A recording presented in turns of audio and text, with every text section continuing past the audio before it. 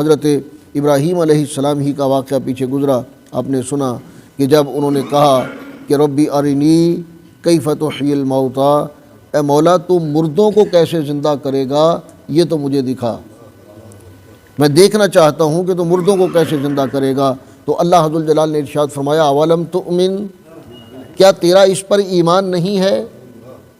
اب ایمان تو ہے لیکن ایمان کے باوجود پھر یہ کہنا کہ ربی ارنی کیف تحیی الموتیٰ، اس کا مطلب یہ ہے کہ ایمان سے آگے کوئی چیز ہے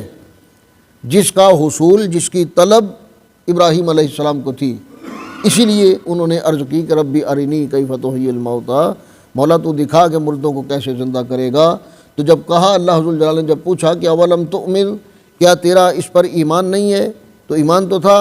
تو کہنے لگے ولکن لیطمئن قلبی، مولا ایمان کیوں نہیں ہے؟ ایمان تو ہے، میں تو دل کا اطمینان چاہتا ہوں۔ اب یہ جو ایقان ہے یہ دل کو مطمئن کرتا ہے،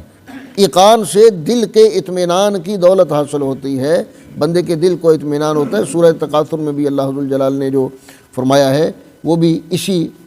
کیفیات کو، انہی کیفیات کو ظاہر کرتا ہے، جس میں علم الیقین کا ذکر ہے اور دیکھنے کا بھی ذکر ہے اور دیکھے بغیر ایمان لانے کا بھی ذکر ہے۔ تو ایمان کی جو علم کی جو اقسام ہیں اور دیکھنے کی جو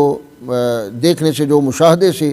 جو ایمان کو تقویت ملتی ہے، اسے اللہ عز وجل نے بیان فرمایا وَلِيَكُونَ مِنَ الْمُوقِنِينَ، تاکہ وہ ایقان والوں میں سے ہو جائیں۔ اور انہیں ایقان والوں میں کرنا اس لیے ضروری تھا کہ ان کے سامنے ان کی جو قوم تھی، ان کے ساتھ ظاہر مناظرے بھی ہونے تھے، بات چیت بھی ہونا تھی، انہیں اللہ عز وجل کے وجود پر دلائل دینا تھے،